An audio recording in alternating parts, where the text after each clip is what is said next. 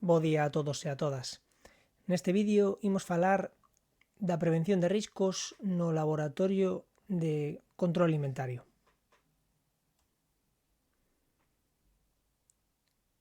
O primeiro que temos que dicir é respecto da seguridade no traballo e como está configurada a normativa de prevención de riscos no eido laboral. A normativa vixente dende a Lei de Prevención de Riscos Laborais establece que os procedementos nos traballos están destinados a eliminar ou diminuir o máximo posible o risco de que un traballador ou traballadora sufra un accidente ou unha enfermidade laboral durante a súa actividade. Estes accidentes que se poden dar durante o traballo poden ser de diferente intensidade, de diferente importancia. Podemos atopar dende patoloxías e accidentes leves, pasando por incapacidades que incluso cheguen a deixar secuelas de por vida, e tamén, en algunhas ocasións, podense producir mortes durante o traballo. É moi importante, polo tanto, e así se establece tamén na normativa, o coñecimento dos riscos por parte das organizacións e das empresas nas que se leva a cabo ese traballo, e tamén, por suposto, o coñecemento dos riscos aos que se está sometido o persoal cando realiza un determinado traballo, o seguimento das normas básicas de higiene e seguridade no traballo e a utilización de barreiras axeitadas que veremos posteriormente. Como se leva a cabo a seguridade e a prevención de riscos no laboratorio? Un dos aspectos que hai que comentar neste tema sería cando se adquiren equipos de traballo ou componentes de seguridade novos, hai que comprobar, por exemplo, que estean marcados co logotipo CE, que a normativa establece que son aqueles equipos e componentes que están aprobados na Unión Europea. Tamén hai que arquivar nun laboratorio, por exemplo, ten que haber un ficheiro, un arquivo onde se gardan as declaracións de conformidade aos componentes de seguridade que acompañan sempre a ese produto. Por exemplo, un aspecto que hai que guardar son as instruccións onde figuran, por exemplo, todos os elementos relacionados coa utilización dese equipo ou produto en condicións de seguridade. Tamén, por suposto, o manual de instruccións inclúe tamén todas aquelas indicacións necesarias para o mantemento, a posta en marcha e a utilización dese produto, dese equipo. En canto a máquinas e componentes xa existentes, é interesante frecuentemente ou con unha certa periodicidade comprobar que os equipos dos que se fai uso no laboratorio contan co indicativo CE, coa declaración de conformidade e os componentes de seguridade que inicialmente se tiveron que ter recollido e arquivado neste arquivo de documentación. Pode acontecer nalgúns equipos concretos, nalgún laboratorio en concreto, que se atopen equipos que non teñen este dispositivo CE, porque o mellor teñen moito tempo ou cando se adquiriron non estaba vixente esta normativa. Neses casos, o máis axeitado sería desbotar ese equipo, ese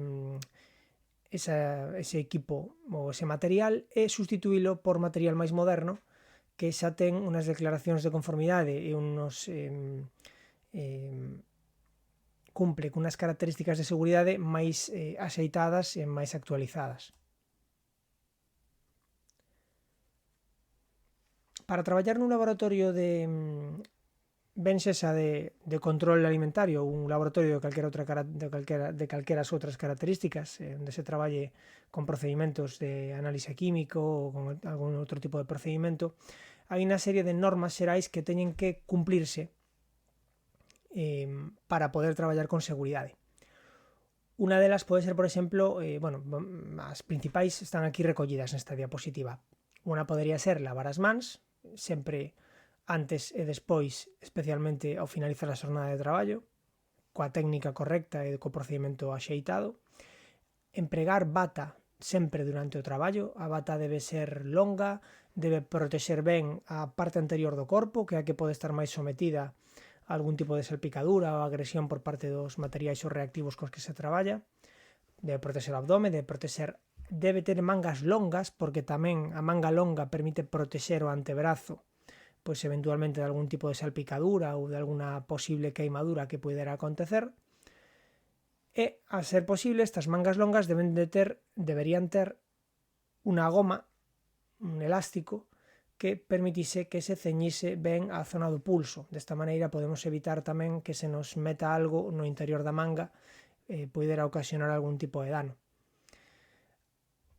Antes de sair do laboratorio, a bata e os equipos de barreira como as luvas, os guantes deben quedar dentro do laboratorio, non se debe andar entrando e saindo do laboratorio das instalacións coa roupa de traballo. Hai que evitar que nas mesas de traballo, nas superficies onde se realizan os procedementos, queden obxetos persoais, especialmente alimentos e bebida, que, por certo, unha medida fundamental é que non se debe nunca inxerir nin alimentos nin bebida nun laboratorio. E a explicación a esta medida é obvia. Por unha banda, tanto alimentos como bebida poden ser contaminados polos produtos químicos ou mostras que pode haber nese laboratorio, cal eso é un risco bastante importante, e ademais tamén pode dar lugar a confusión se se está consumindo comida nas instalacións dun laboratorio. Podería acontecer, isto pode pasar coa bebida, pois que se inxira un líquido que non é para beber. Non se deben guardar nin alimentos nin bebidas nos frigoríficos que se empregan nas instalacións dun laboratorio, tamén polo mesmo motivo que comentaba anteriormente. Nunca, isto é moi importante, se deben empregar recipientes de laboratorio para introducir ou conter bebidas ou alimentos, e non se pode botar unha bebida como un refresco ou auga nun vaso de precipitados. Iso é algo que é unha práctica pésima. Pode haber contaminación nes vasos de precipitados ou pode estar suxeito a algún tipo de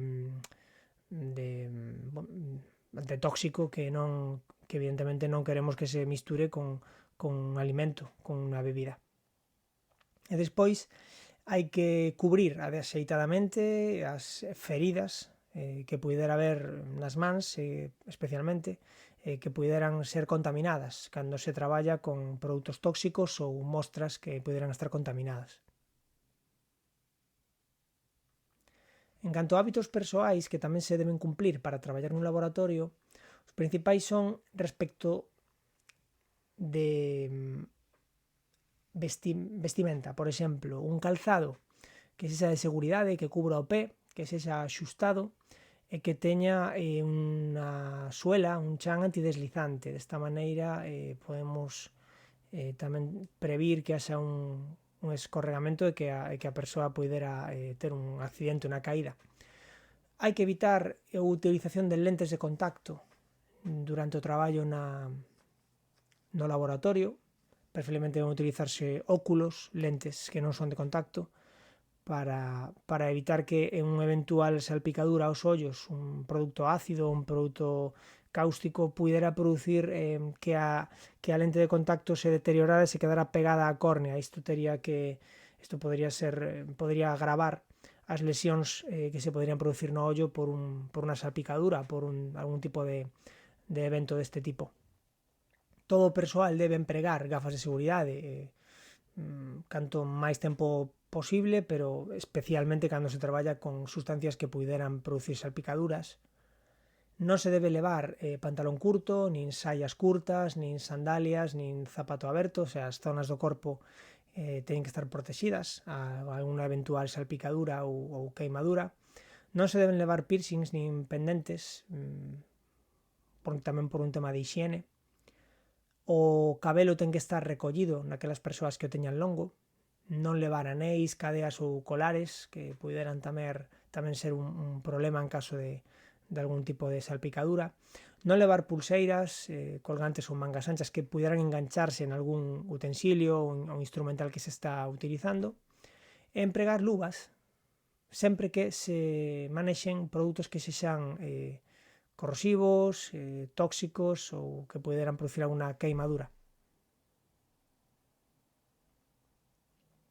En canto a hábitos de traballo que se deben respetar nun laboratorio de control de alimentos, poderíamos sinalar entre eles os máis importantes están aquí nesta diapositiva. Por exemplo, debe coñecerse a toxicidade e os riscos dos componentes e produtos cos que se traballe. Isto verémoslo máis adiante, implica facer unha lectura atenta da ficha técnica do produto e tamén de mirar sempre, antes de utilizalo, a etiqueta que aparece no recipiente do frasco comercial no que ven ese produto. Non se deben transportar nunca instrumental de vidro, frascos, tubos de ensayo, vasos de precipitados, nos petos das batas. Para isto habrá que levar os instrumentos na man ou empregar soportes apropiados para o seu transporte. Todos os produtos biolóxicos deben ser tratados como se foran infecciosos. Esta é unha norma de protección universal que sempre que hai unha mostra que eventualmente poidera estar contaminada por algún tipo de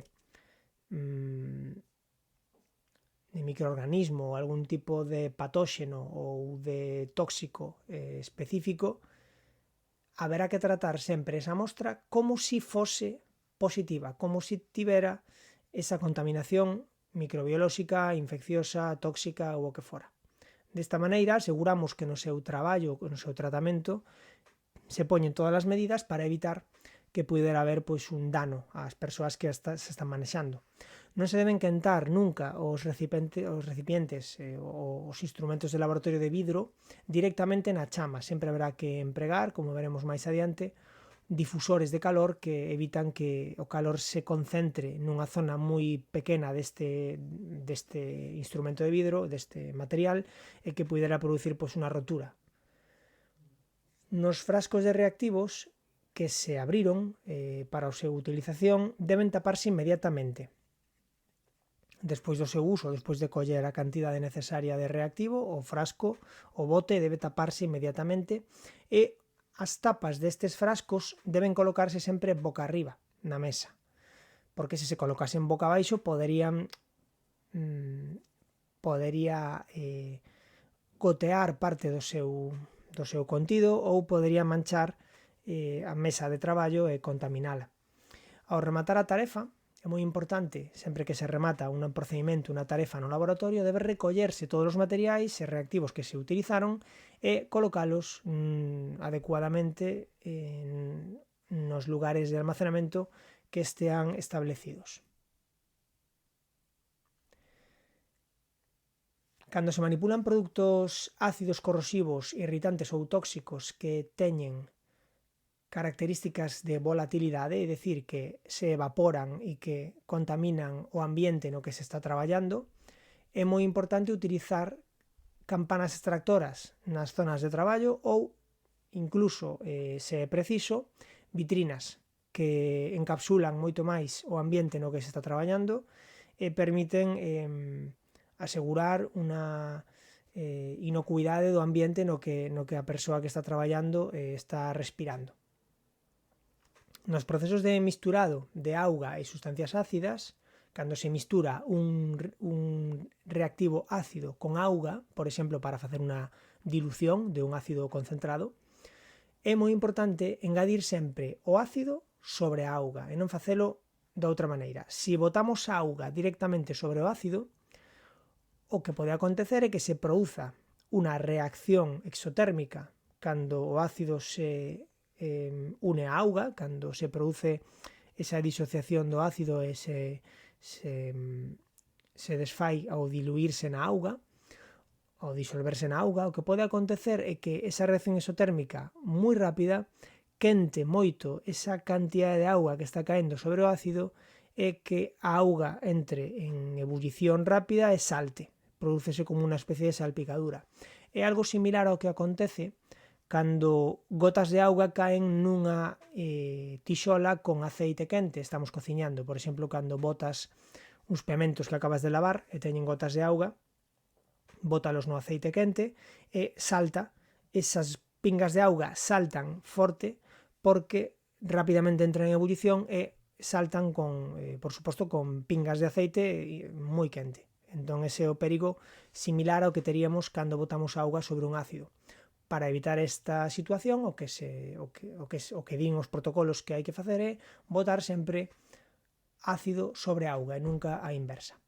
Os trasvases de líquidos dun recipiente a outro debense facer lentamente empregando un funil, un instrumento que nos evita que caia líquido por fora do recipiente que queremos ao cal queremos trasvasar. Se algún reactivo se derrama sobre a mesa, debe retirarse e limparse rapidamente, e se é preciso, debe utilizarse un neutralizador, que sería pois un produto que como a súa palabra, como o seu nome indica, neutraliza a actividade deste reactivo que se nos derramou. Por exemplo, se nos derrama un ácido moi forte, é posible que antes de retiralo para evitar que haxa queimaduras ou que haxa máis danos, é posible que haxa que botar sobre el un produto neutralizador, que sería neste caso unha base, un produto alcalino forte, que neutralizaría a actividade ácida e permitiría pois, que a súa limpeza e retirada fose máis segura, máis sinxela.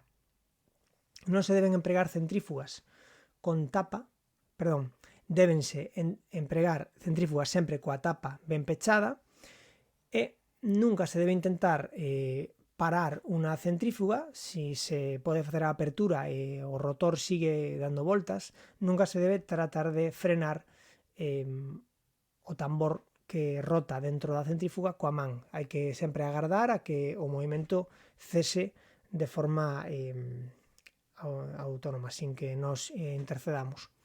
A colocación de produtos en almacén debe seguir as normas de incompatibilidade que veremos a continuación.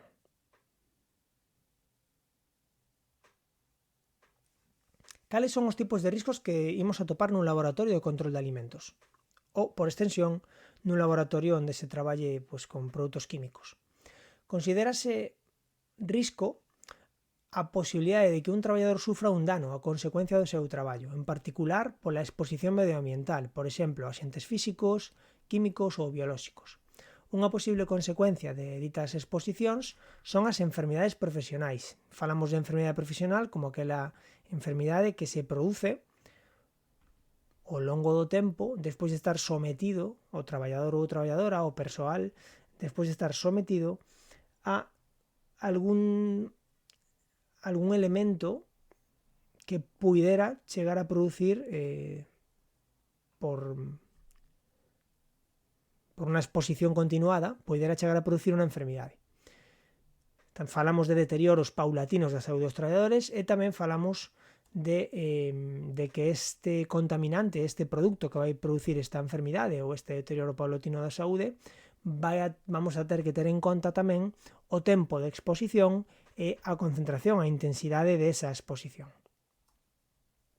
Evidentemente, exposicións de alta concentración van a ser sempre máis lesivas, van a ser máis perigosas, e tamén exposicións de máis tempo tamén van a ser igualmente máis perigosas. Os factores de risco hixiénico divídense en físicos, químicos e biolóxicos. Vamos tratar de explicar cada un deles por separado. Os riscos por axentes físicos inclúen aqueles factores ambientais que teñen caracteres ou que teñen unha natureza física. Aquí falamos, por exemplo, de ruído, temperatura, unha temperatura extrema ben por un calor excesivo ou por un frío excesivo, a radiación de tipo ionizante, por exemplo, problemas de vibración tamén podría entrar nesta mesma categoría. Os efectos nocivos dos axentes físicos van depender fundamentalmente da súa intensidade, da exposición e da concentración, pero tamén do tempo ao que estamos sometidos. Pero o principal vai ser a súa intensidade. Por exemplo, unha temperatura extrema, en calor, pode producir unha queimadura.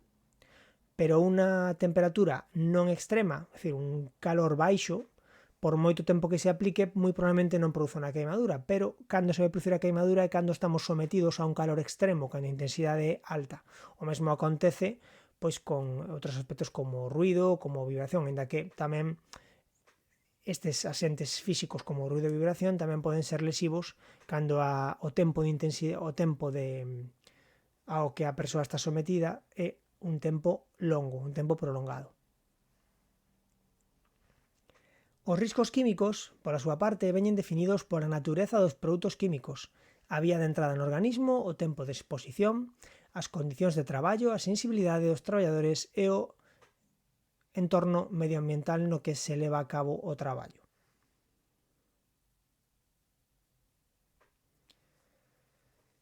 Por último, comentar os riscos biolóxicos, que aquí referímonos a axentes vivos de tamaño microscópico, falamos de microorganismos que, estando presentes no medio ambiente de traballo, poden producir enfermidades ou danos para a saúde, é dicir, estamos falando de axentes patóxenos que poden producir enfermidades ou danos para a saúde. Estes microorganismos son susceptibles de producir calquer tipo de infección, alerxia ou toxicidade no traballador que está exposto. Entre estes contaminantes atoparíamos bacterias, virus, parásitos, protozoos e fungos. Evidentemente, cada un deles tería as súas características e podería, en maior ou menor medida, ser máis lesivo, podería ter máis probabilidades de producir enfermidades na persoa que o manipula. Tamén podemos clasificar un cuarto tipo de riscos, outro tipo de riscos que serían, por exemplo, os riscos psicoemocionais e os riscos ergonómicos, que tamén existen como en calquer posto de traballo. Sempre hai que ter en conta tamén, ademais de a parte física, química e biolóxica, tamén hai que ter en conta, pois, como digo, os riscos psicoemocionais e os riscos de tipo ergonómico. Un aspecto fundamental para a xestión dos riscos no laboratorio son os EPIs, tamén chamados elementos de protección individual. Os elementos ou equipos de protección individual contrapóñense aos elementos de protección colectiva que veremos tamén agora. Os de protección individual son fundamentalmente os que nos protexen da absorción, da inhalación, do contacto físico con sustancias perigosas e que supoñen unha barreira entre o traballador e o elemento de risco, a sustancia tóxica ou aquel elemento que nos pode producir o problema. Os elementos de protección colectiva, pola súa banda, son técnicas de seguridade que teñen como obxectivo a protección simultánea de varios traballadores expostos a un determinado risco e como complemento dos EPIs,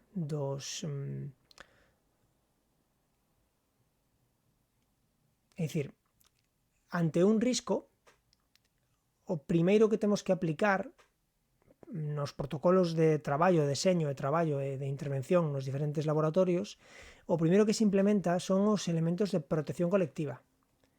Un exemplo de elemento de protección colectiva é un sistema de ventilación para todo o laboratorio. Un sistema de ventilación forzada para o laboratorio asegura que o aire que están respirando os traballadores, o persoal que traballa nese laboratorio, sexa o máis puro posible. E sempre que haxa sustancias tóxicas no ambiente, no aire, este sistema de ventilación global de todo o laboratorio vai a ir continuamente limpando ese aire para diminuir ao máximo o risco de que haxa unha inhalación de un produto tóxico. Si, polo que sexa, o sistema de protección colectiva non é suficiente para, por exemplo, abordar un risco de manipulación de un produto volátil tóxico, haberá que engadir outros sistemas de protección colectiva, como poderían ser sistemas de extracción ou incluso a utilización de alguna cabina de bioseguridade. Pero a maiores, se isto non é suficiente, se terían que utilizar xa sistemas de protección individual de barreira, como podría ser, por exemplo, unha máscara para poder filtrar todos aqueles produtos tóxicos que puderan entrar a través da respiración. Dentro dos EPIs, dos equipos de protección individual, polos que compre chamar a atención son os que aparecen nesta diapositiva. Hai que dicir que só se recurre ou debería recurrirse aos EPIs cando xa se esgotaran as vías de intervención colectiva, como dicía anteriormente. Cando os equipos de control de riscos de tipo colectivo se esgoten e non haxa máis posibilidades de controlar os riscos, é cando temos que acudir aos EPIs, a estes equipos de protección individual. Os máis utilizados e os que teñen máis sentido no traballo no laboratorio son os que vemos aquí. Os guantes, ou as luvas, que son de uso, hainos de uso xeral, por exemplo, os que son de látex, cada vez menos utilizados, porque o látex é bastante agresivo e produce reaccións alérxicas ou pseudoalérxicas en moitas persoas. Agora utilizanse máis de outros materiais, como por exemplo o nitrilo ou o vinilo. Despois hai tamén un tipo de luvas de uso específico para diferentes produtos químicos e para distintas características físicas. Por exemplo, hai unhas luvas de polipropileno que se empregan para manipular instrumental que pudera ser punzante ou cortante. Son de un grosor significativo, varios milímetros de grosor, e isto permite manipular instrumental punzante para poder facer a súa higienización, por exemplo, para facer unha limpeza, sen ter risco de que pudera, ou para controlar na medida posible o risco de que houbera un pinchazo, un corte accidental. Despois estarían as lentes de protección, os óculos de protección, que tamén aquí poderíamos incluir as pantallas que protexen a cara completa. Serven para protexerse de proxeccións de materiais que puderan ou de salpicaduras que puderan chegar aos ollos.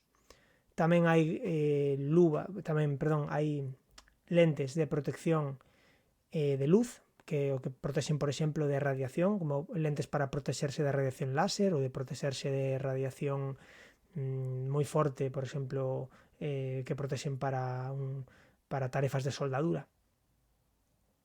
Despois están as viseras, que, como comentaba, son estas pantallas que protexen toda a cara. Logo están as máscaras que permiten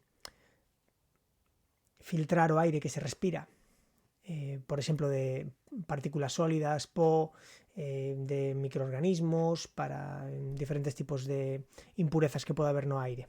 Tamén sustancias volátiles químicas que puderan chegar á vía respiratoria. E logo delantais, que son de tipo impermeable, normalmente son fabricados en goma ou plástico e están deseñados para protexer a parte anterior do corpo, o peito e o abdomen, e incluso un pouco a zona dos muslos, de proxeccións ou de salpicaduras con material que pudera ser cáustico, material abrasivo ou que estivese a moita temperatura.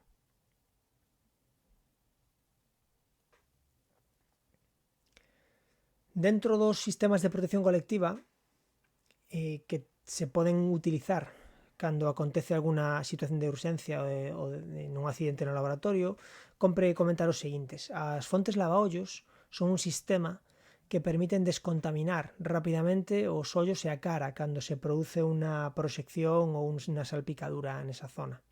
Están formados por dúas boquillas que proporcionan un chorro de auga a baixa presión, pero que se aplican directamente nos ollos moi a pouca distancia e que permiten limpar os restos dese produto que se salpicou e que se proxectou na cara, nos ollos da persoa.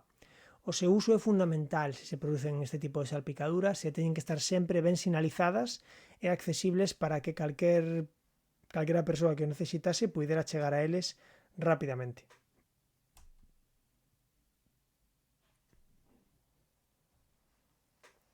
A ducha de seguridade é un sistema moi habitual que se emprega cando se produce unha queimadura química, cando a persoa recibe unha salpicadura moi grande no seu corpo.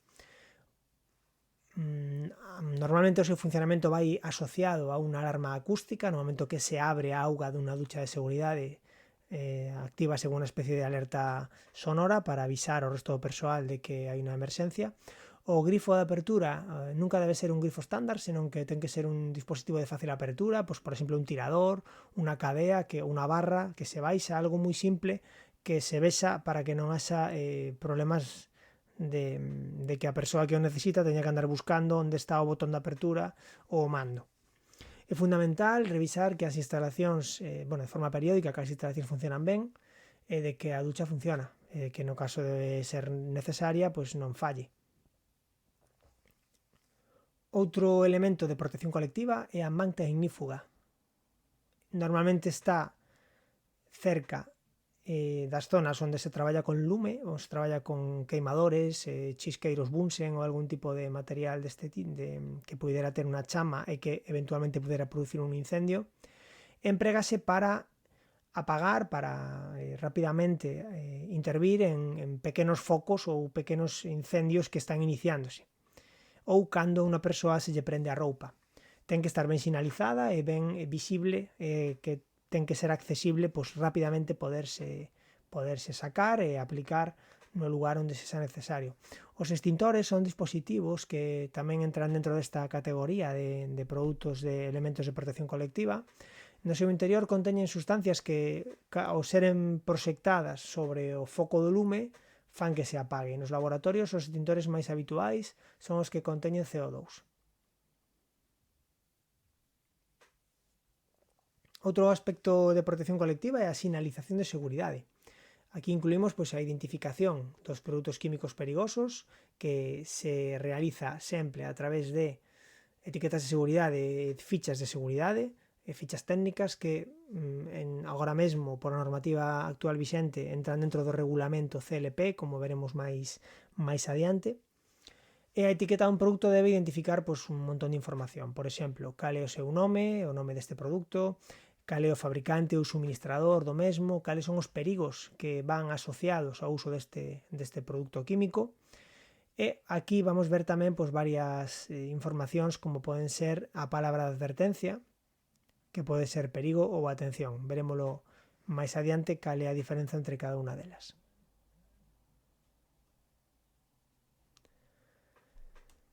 Un aspecto moi importante dentro da etiqueta, segundo este regulamento CLP que está vixente, son os pictogramas de perigosidade. Agora mesmo temos 9 pictogramas que podemos ver nesta diapositiva e na seguinte. A primeira delas é a sinalización de produto explosivo, que vai a ser para aquelas sustancias que poden estoupar, non? Con alguna chispa, fricción ou con unha fonte de calor. Logo temos o pictograma de produto inflamable, quizá un pictograma máis recoñecible que se ve máis habitualmente, por exemplo, nunha botella de alcohol. Son sustancias que poden inflamarse con un leve contacto en calquera fonte de calor ou con algún tipo de fonte de ignición. O pictograma de comburente, similar ao de inflamable, pero hai que diferencialo ben, que refire a sustancias que poden provocar ou agravar un incendio en presencia de produtos combustibles. Un exemplo clásico de produto comburente é o oxíxeno. O oxíxeno non é inflamable, senón que é unha sustancia comburente que facilita unha combustión, facilita un incendio, digamos, por decirlo de alguna maneira. Despois está o pictograma de corrosivo. Como vemos aí no propio pictograma, vese que hai perigosidade para a pel, pode ser corrosivo na pel humana ou tamén nun material. Por exemplo, por aí vemos que podería este produto danar unha mesa de traballo ou algún tipo de recipiente. Sustancias que poden atacar ou destruir metais, causar danos na pele e ollos, e en caso de contacto destas sustancias. O fundamental cos produtos corrosivos é protexerse ben o que é o contacto coa pele, coas mucosas e cos ollos, por suposto, moi importante a hora de manexalos. Logo temos o pictograma de sustancia tóxica.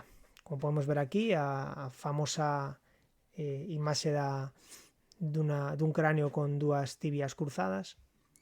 Neste caso falamos de que son sustancias que causan efectos adversos na saúde humana e que son perigosos desde o momento en que a persoa entra en contacto con ese produto.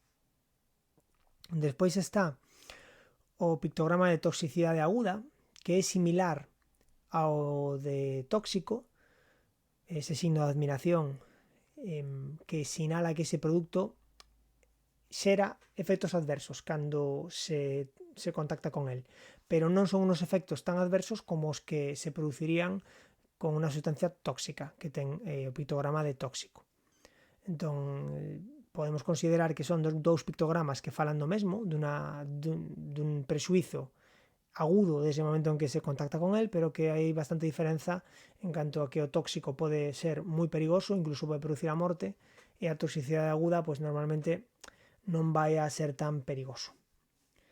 Despois temos o pictograma de gas baixo presión, que refire a esas sustancias que ao ser expostas ao calor poden explotar, como pode verse no propio pictograma, refírese a gases que están introducidos a presión dentro de bombonas. Entón, o perigo dunha bombona é que rompa e saia despedida, ese é o perigo que ten unha bombona, por iso hai que manexalas con moito cuidado, evitar que se golpeen e telas sempre ben almacenadas e colocadas. Despois temos o pictograma de canceríxeno, que refire a sustancias que poden causar cancro ou que poden modificar o ADN das células e provocar danos tanto a persoa exposta como incluso son danos que poden saltar unha xeración e chegar á descendencia. A diferencia entre este pictograma e o pictograma de tóxico é que o pictograma de tóxico nos fala de un dano inmediato que se produce no momento. Eses efectos adversos vanse producir desde o momento en que se produce o contacto con este produto tóxico. Pero no caso dun produto que ten características canceríxenas, os danos non son inmediatos, pódense demorar moito no tempo e poden aparecer anos despois da exposición. Ou, incluso, como comentaba anteriormente, poden chegar a demorarse a xeración seguinte, a súa descendencia. E por último temos o pictograma de dano ao medio ambiente, é o único pictograma que refire a isto, pero é tamén unha imaxe moi recoñecible de unha árbore seca e un peixe morto. Sustancias que se chegan ao medio ambiente poden producir danos, por exemplo, en organismos acuáticos, que poden producir alteración nos ecosistemas e dano ao medio ambiente.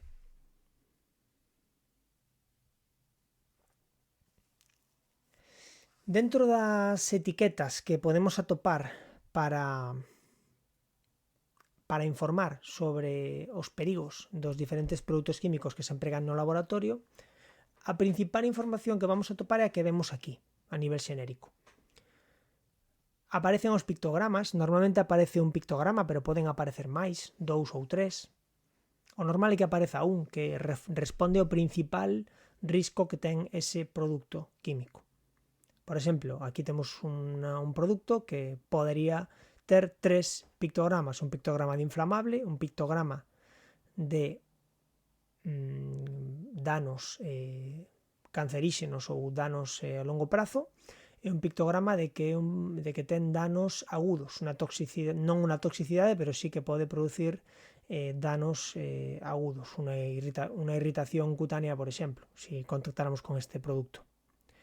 Ten que aparecer, por suposto, o nome do produto, que pode ser o seu nome comercial, pode ser a denominación IUPAC, que non é outra cousa que o nome químico dese produto, e o número de CAS, que é como un número de catálogo que identifica os diferentes produtos químicos que hai no mercado. A cantidade nominal da sustancia da mezcla, pois en gramos, mililitros ou no que proceda. Os datos da empresa productora deste químico ou da empresa que o distribúe.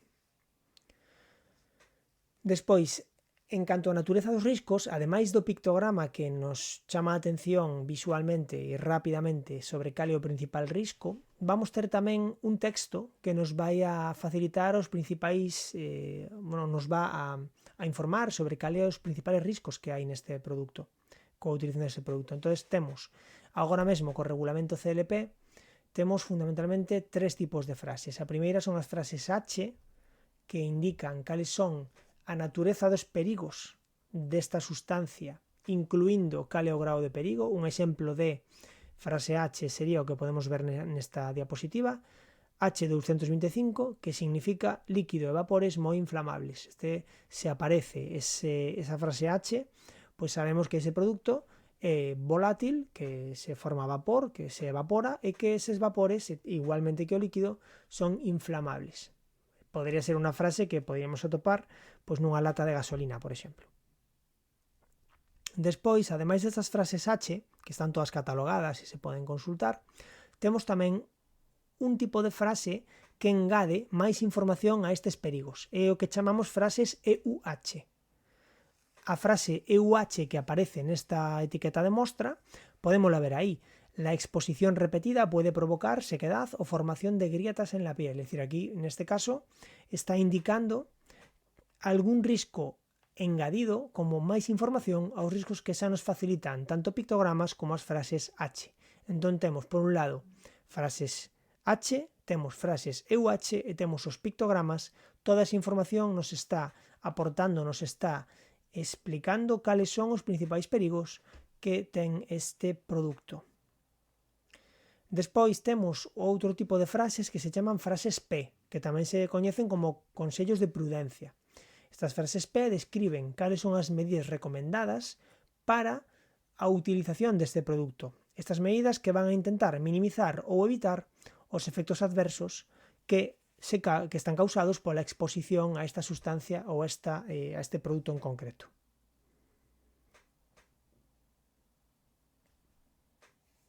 Ademais da etiqueta de información en base a este regulamento CLP, temos tamén as fichas de seguridade ou ficha técnica do produto. Esta ficha o que fai é ampliar moito a información que aparece na etiqueta, ou se o queremos tamén podemos dicir que a etiqueta é unha especie de resumo das ideas fundamentais da principal información que figura detallada e ben explicada na ficha de seguridade deste produto. Esta ficha de seguridade para cada produto recolle ata 16 epígrafes de datos, entre os que se atopan, os máis importantes serían estes que podemos ver aquí: identificación do produto, os perigos que pode ocasionar a súa manipulación, consellos sobre manipulación e almacenamento, é dicir, estes dous epígrafes de perigos e de consellos están relacionados coas frases H, coas frases EUH e coas frases P. Tamén aparecen medidas de primeiros auxilios que se deben prestar en caso de accidente,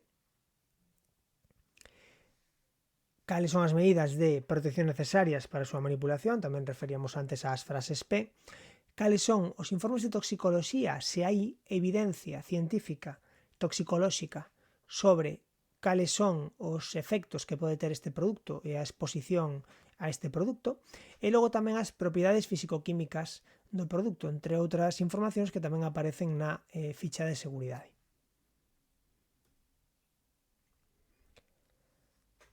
Tamén no laboratorio podemos atopar diferentes sinalizacións de advertencia de perigo, por exemplo, nas máquinas coas que se traballa, nos equipamentos e nos materiais podemos atopar sinalización de risco eléctrico, de material tóxico, de material inflamable, de baixa temperatura, de risco biolóxico, de risco de radiación ionizante. Hai moitísimas sinalizacións, como podemos ver aquí algunhas de exemplo.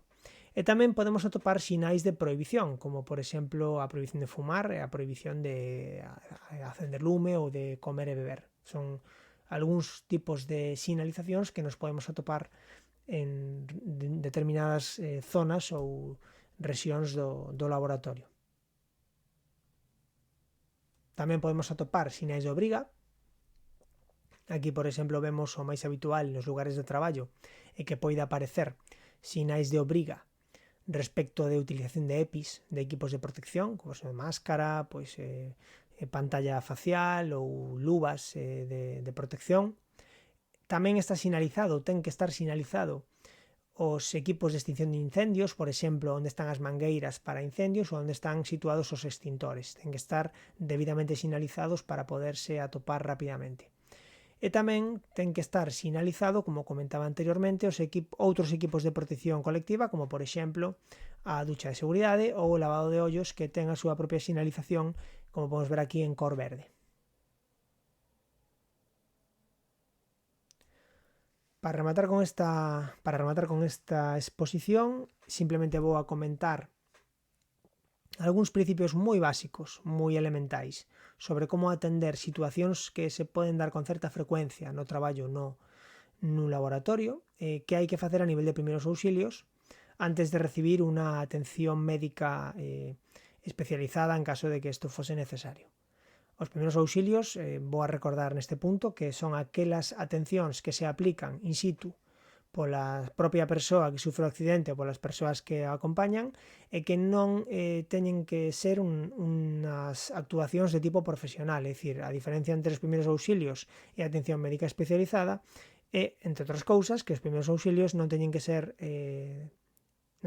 realizados por persoas especializadas, sino que por aquelas persoas que están ali e que poden axudar en esa primeira asistencia inicial antes de recibir unha asistencia especializada en caso de ser isto necesario.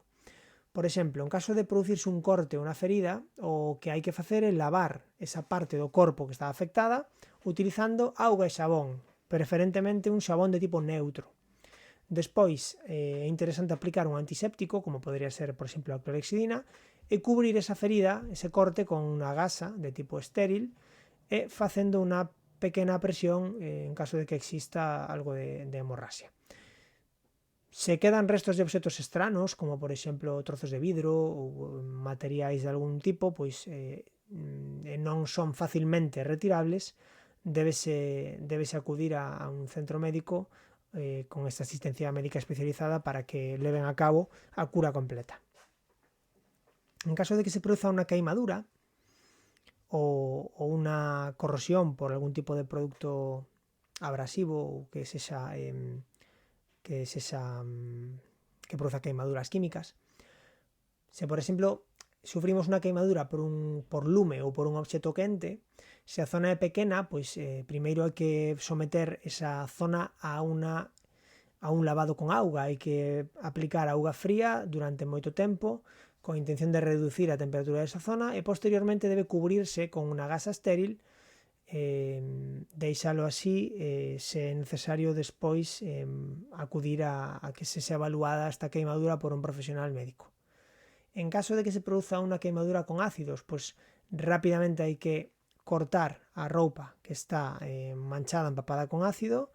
Se é posible desprendela da pel, facelo, se non deixámola como está, e empapar ben con auga, deixar un chorro de auga bastante tempo sobre a zona para limpar e evitar que esa queimadura progrese.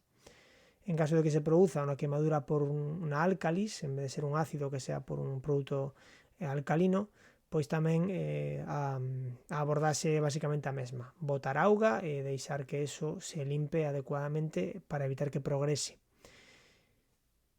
E incluso en algúns casos será posible aplicar auga e xabón e deixar a zona limpa. En todo caso, se a queimadura ten certa entidade e xa nos atopamos nunha queimadura importante por extensión ou por profundidade, temos que acudir inmediatamente a un centro sanitario para que se faga unha adecuada avaliación e tratamento.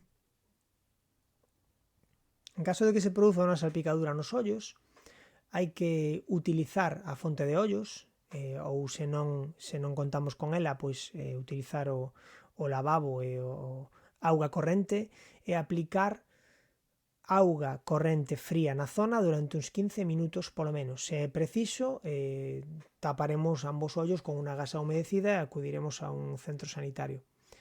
Se se produce inxestión accidental de produtos químicos, antes de calquera actuación, hai que ter en conta que hai que inmediatamente ir a que se faga unha avaliación médica especializada. Non se debe dar ningún tipo de produto, a non ser que non lo indiquen os profesionais sanitarios, non se debe beber, ni se debe inducir o vómito, o cal podría ser moi lesivo.